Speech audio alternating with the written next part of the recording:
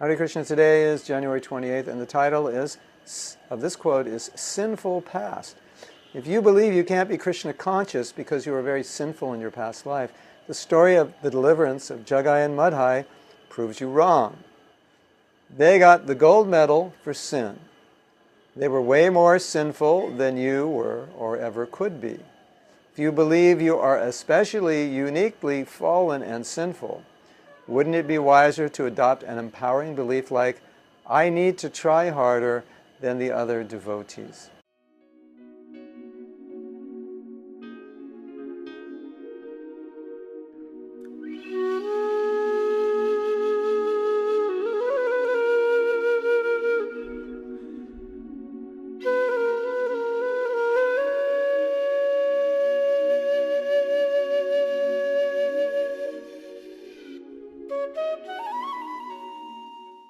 So this is something that I found it's quite strange and interesting. That doesn't make sense. When something's difficult, so often what we do is we give up. So, God, this is so hard, I can't do it. When actually what we're supposed to be thinking is, this is really hard, I have to try harder.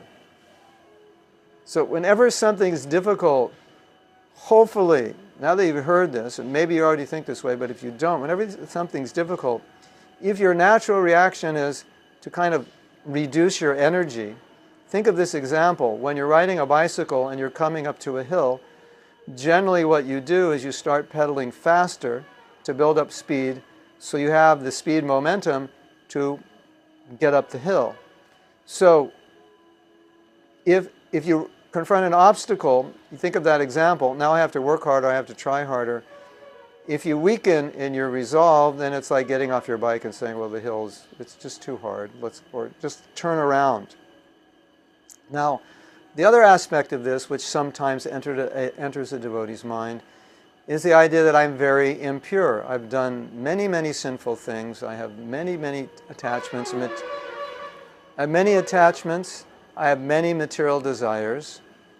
And therefore, I don't think I'm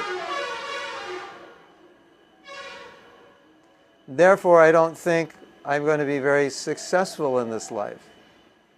Or maybe, why even try? So the example we've given here is Jagai and Madhai, and the example of Jagai and Madhai is very important for us, because they're basically sin personified. They've committed every sin that any living being in a human body could commit. So they've committed way more sins than we've ever committed, or we ever even could commit in this lifetime. So the fact that they became purified and very purified demonstrates the point that no matter what your past is, bhakti is transcendental. And even though you've committed so many sins, if you surrender to the process, surrender to Lord Chaitanya, surrender to your Guru, nothing material can stop you. Nothing material is going to make you Krishna conscious. It's causeless, and therefore nothing material is going to prevent it if you have the desire. So that's the idea. Don't ever get into this thinking that I'm so fallen, I'm so sinful, I can't be Krishna conscious.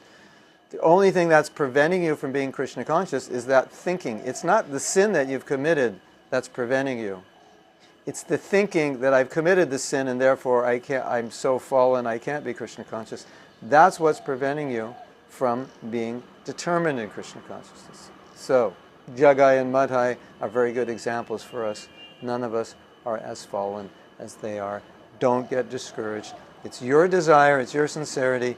That's what's important. Combined with the mercy of Guru and Krishna, you've got the right package to become a pure devotee. Hare Krishna.